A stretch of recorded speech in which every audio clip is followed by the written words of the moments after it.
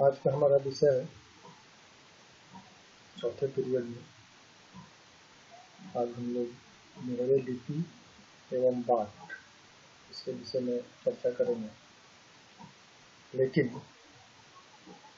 3 video आप देख चुके हैं और 3 वीडियो के बाद अब यह आवश्यक जान पड़ा कि जो अभी तक हमने सीखा इसको एक बार रिवाइज कर लिया जाए। आपके सामने 10 क्वेश्चन दिखाई दे रहे हैं। आपको करना ये है, वीडियो देखते हुए आप इसे पॉज मोड में कर देंगे और एक कागज कलम पे सिर्फ आप इसका आंसर लिखेंगे, जो कि एक एक शब्द का आंसर होगा। वीडियो के अंत में इन सारे सवालों के जवाब भी दिए गए हैं। जब वीडियो खत्म हो जाए तो आप उस जवाब को अपने आंसर से मिलान करेंगे और मिलान करने के बाद आप देखेंगे कि आपने 10 में कितने क्वेश्चन सही हल किए हैं और कमेंट में ईमानदारी पूर्वक जितना आपने सही किया है उसे अगर आप मुझे बताएं तो बड़ा अच्छा लगेगा और मुझे ये पता चलेगा कि आप कितना सिंसियरली वीडियो देख रहे हैं या पढ़ने का प्रयास कर रहे हैं। तो ये एक नया आपके लिए अनुभव होगा। आप खुद से और खुद की समीक्षा कीजिए कि आप अभी तक कितना जान पाए हैं। इसमें 3 प्रकार से क्वेश्चन दिए गए हैं। एक तो जो वीडियो में लिखा गया है उस पर कुछ क्वेश्चन इसमें हैं। दूसरा, वीडियो में जब मैंने चर्चा की है आपके साथ विभिन्न बिंदुओं पर, उसमें जो मैंने कुछ बोला है उन चीज़ों से भी, यानी उस बिंदु से भी कुछ क्वेश्चंस दिए गए हैं, यानी वो आपको लिखा हुआ नहीं मिलेगा। और इसमें कुछ क्वेश्चन ऐसे भी हैं जो आपकी किताब से लिए गए हैं। क्योंकि मैं बार बार कहता हूँ कि आप किताब पढ़ें, तो मैं ये भी देखना चाहता हूँ कि आपने किताब पढ़ी है या नहीं। तो आप इसे पॉज मोड में करके इसका आंसर फटाफट लिख लीजिए। वीडियो के अंत में इसका आपको आंसर मिलेगा और ईमानदारी पूर्वक उसका मिलान करते हुए मुझे भी बताइए, ताकि मैं ये समझ पाऊँ कि आप कितना सिंसियरली अध्ययन कर रहे हैं।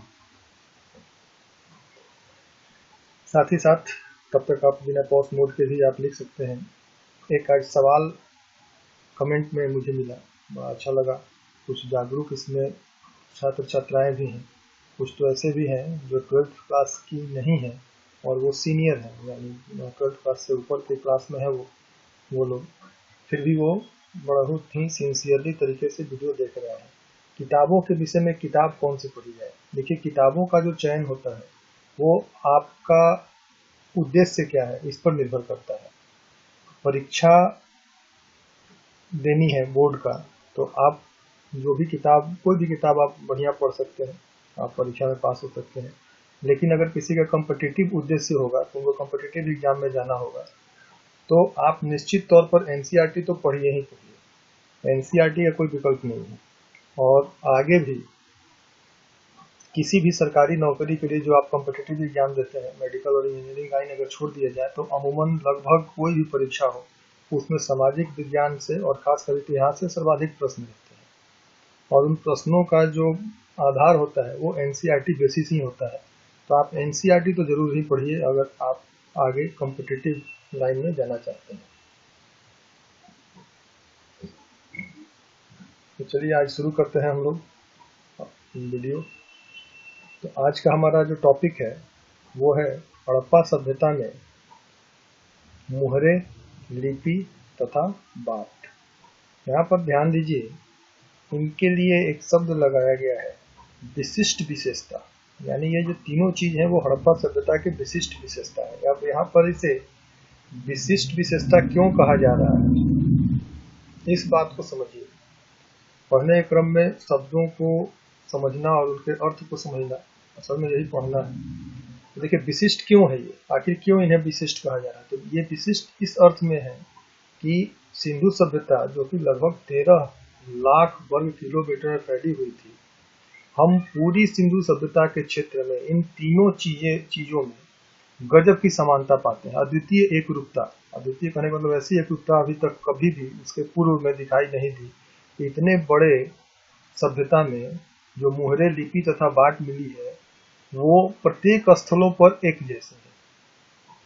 आज के जमाने में यातायात के, कम्युनिकेशन के कई साधन हैं, तो ये समझ में आता है कि सारी चीजें लगभग आपको यहाँ जो आप मानक देखते हैं किसी भी मेजरमेंट के, वो अपने आप में एक जैसी है, तो उससे कोई दिक्कत नहीं, क्योंकि आज के यातायात और कम्युनिकेशन के बहुत साधन है। आज दुनिया बहुत तरक्की कर गई है, परंतु आज से 5000 साल पहले भी इनमें इतनी ज्यादा एकरूपता, ये अपने आप में इन्हें विशिष्ट बनाती है।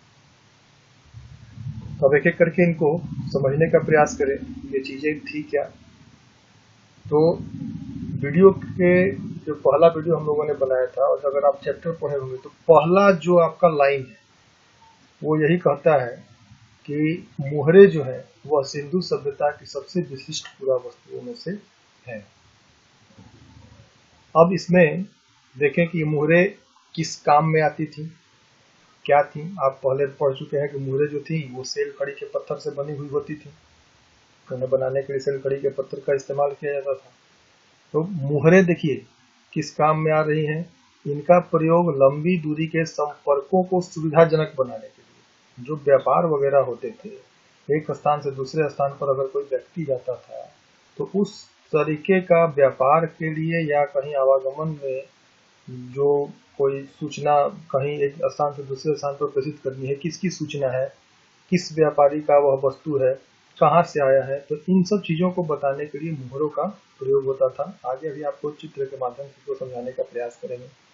अभी तक सिंधु सभ्यता में लगभग हमें 2000 के आसपास मुहरें प्राप्त हुई हैं, जो अलग अलग प्रकार की है। मुहरों पर, और आखिर जब हम कहते हैं कि ये सबसे विशिष्ट पुरा वस्तु है तो क्यों, क्योंकि मुहरे जो हैं उनमें हमें कई प्रकार के लघु लेख मिलते हैं, यानी जो हड़प्पा की लिपि है उसके जो चिन्ह हैं वो हमें मुहरों पर मिलती हैं, दिखाई देती हैं, इसलिए ये विशिष्ट है।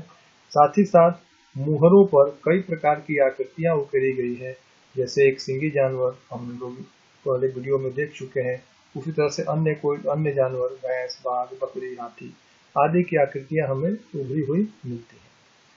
मुहरों के प्रयोग को समझने के लिए, सील को समझने के लिए, ये एक काल्पनिक चित्र है, आप इसको समझिए। इस तरह के चित्र आप अगर कभी देखें या फिल्म वगैरह देखते हैं, किसी जगह को सील करना, किसी मकान को सील करना, किसी दुकान को सील करना, किसी जगह को सील करना, उसके लिए देखिए ये प्रक्रिया अपनाई जाती है। यहाँ पर आप देख सकते हैं ये कोई एक ऐसा, ये जो ये पोर्शन है ये उस पर चिपकाया जा रहा है, और इसके जो चिपकाने वाला पोर्शन है उस पर कोई आकृति बनी हुई है, सील लिखा हुआ रहता है या कोई आकृति बनी रहती है, उसको इस पर ठप्पा लगा दिया गया।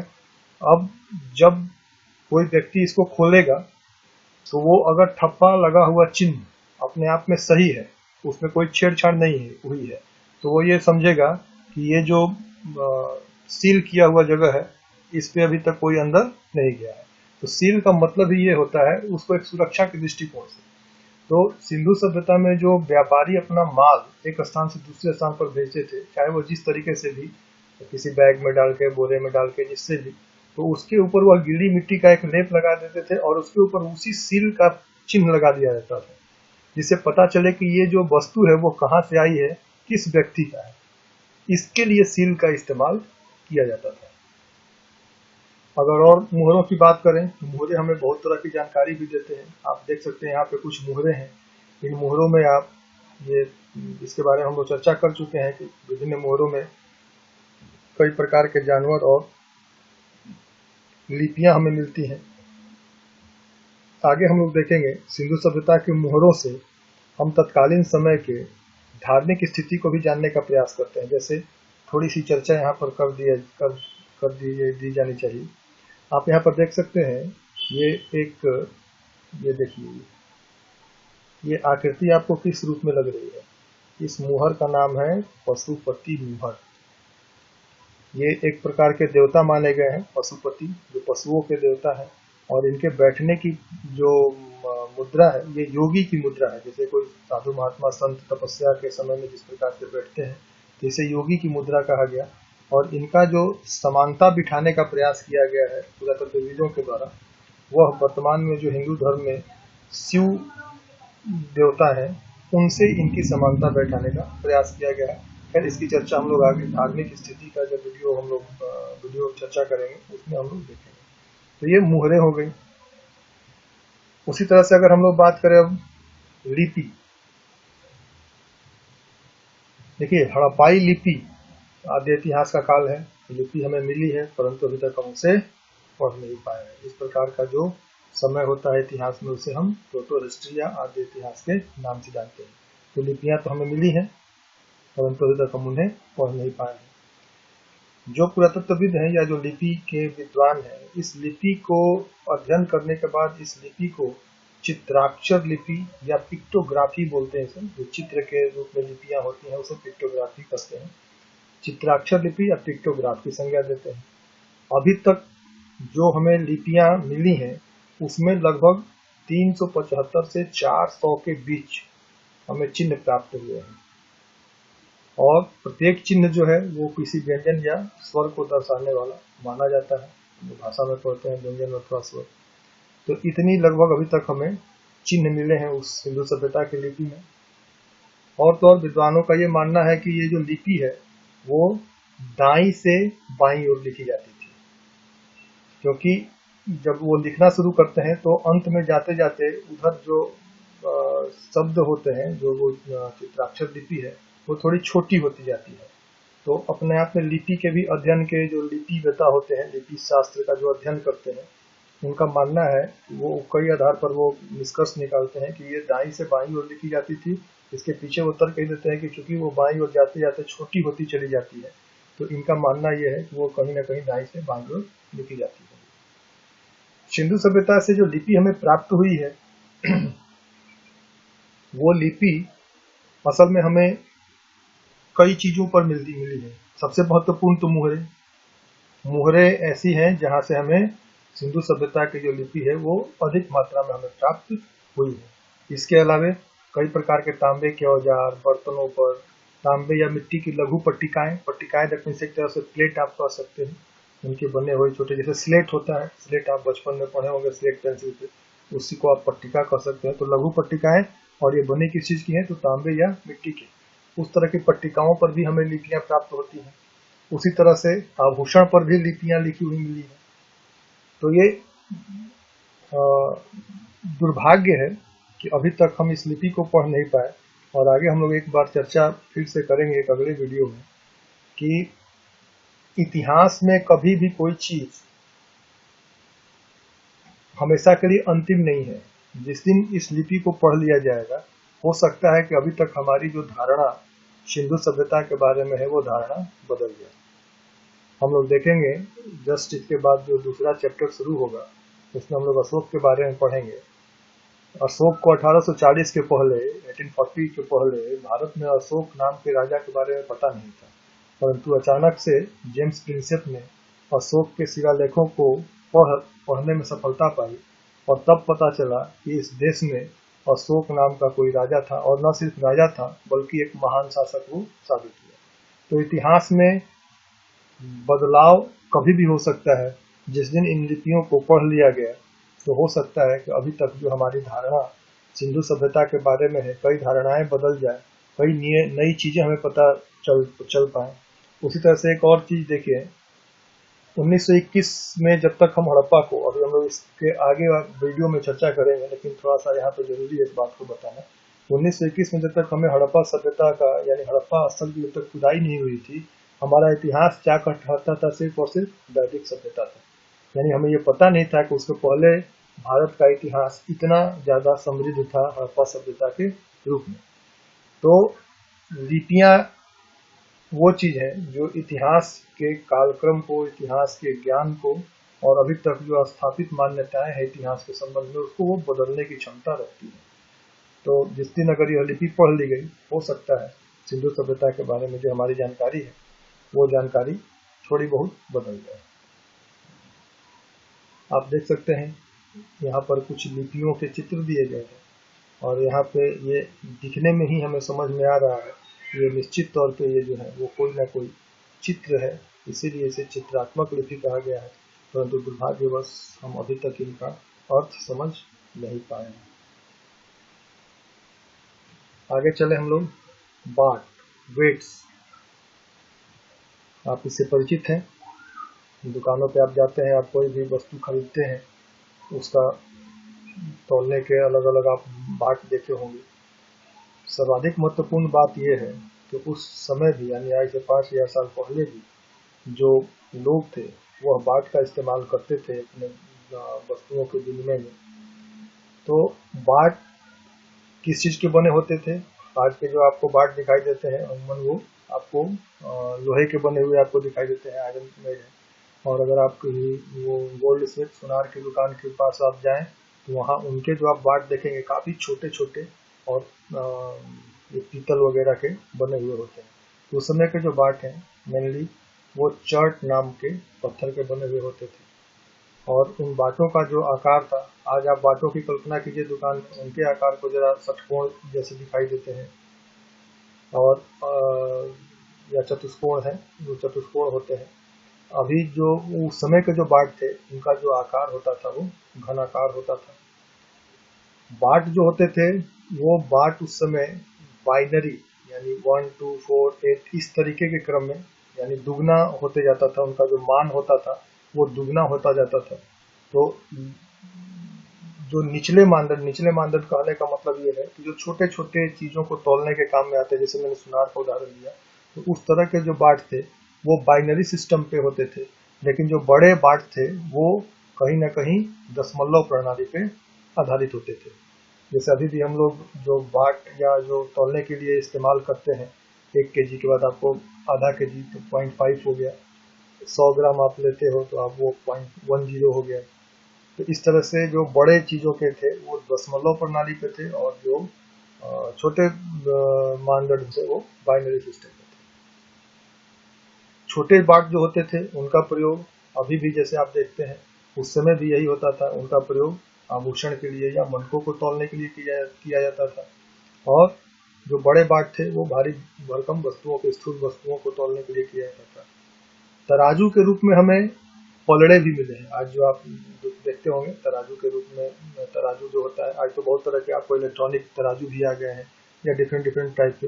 लेकिन अभी भी गांव वगैरह में या छोटे छोटे जो दुकानदार हैं या सब्जी बेचने वाले जो लोग हैं, आप देखेंगे उनका जो तराजू होता है वो पलड़े वाले तराजू आज भी इस्तेमाल करते हैं। इसको आप देख भी सकते हैं। ये देखिए, ये पलड़े वाले तराजू। उसी तरह से आप इस तस्वीर में कई तरह के बाट देख सकते हैं। ये कुछ बड़े बाट हैं, ये देखिए छोटे छोटे बाट आपको दिखाई दे रहे हैं।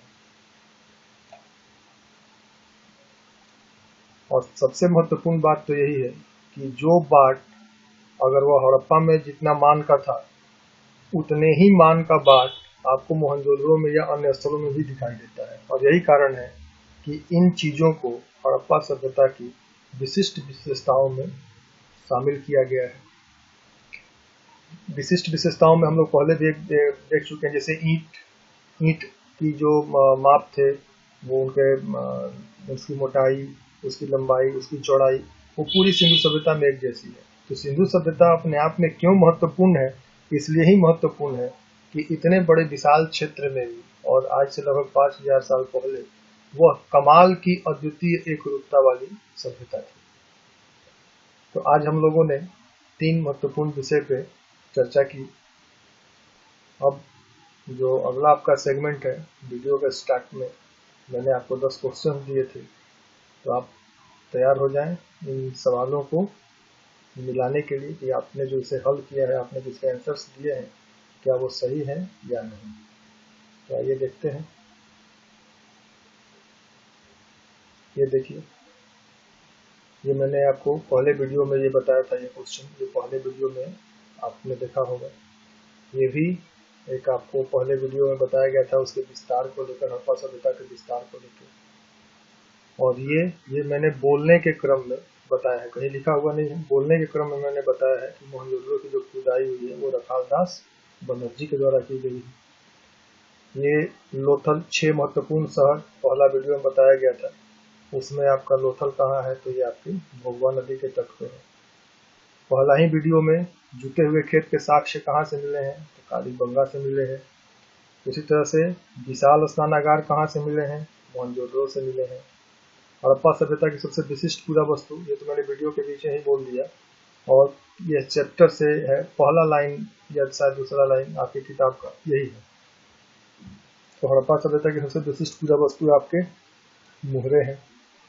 ये व्यापार वाला जो वीडियो था जिसमें हम लोगों ने आर्थिक स्थिति में व्यापार के बारे में और सिल्क उत्पादन के बारे में चर्चा की थी, वहाँ से आपको ये मिलता है कि हड़प्पा के निवासी जो थे वो लाजवंत मणि कहाँ से प्राप्त करते हैं, वो अफगानिस्तान के सुरती से प्राप्त करते थे।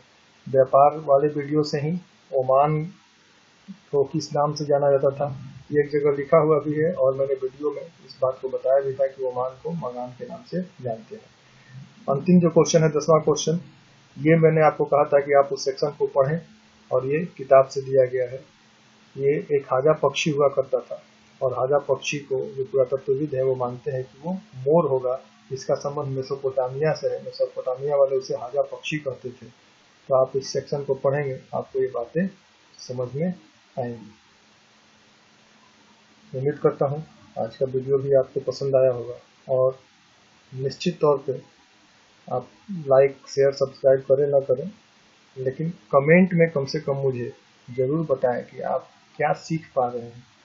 आपके कमेंट से मुझे ज़्यादा हौसला मिलता है कि मैं आगे कुछ कर सकूं। ये तो बस दे दिया गया है, आप चाहे करें ना करें, फिर भी कर देंगे तो ज़्यादा तो बस तो बेटू, लेकिन फिर भी कम से कम कमेंट में ये बताएं आपके मन में जो जिज्ञासा है, जो सवाल है, तो उससे एक लगता है कि हाँ आप जुड़े हुए हैं। कमेंट आपके आने से लगता है कि आप जुड़े हुए हैं, और अन्यथा ऐसा लगेगा कि बस मैं सिर्फ सन्नाटे में ही बोल रहा हूँ। तो उम्मीद करूँगा आप कमेंट के साथ जुड़े रहेंगे। धन्यवाद। अच्छे से पढ़ें, किताब जरूर फॉलो करें।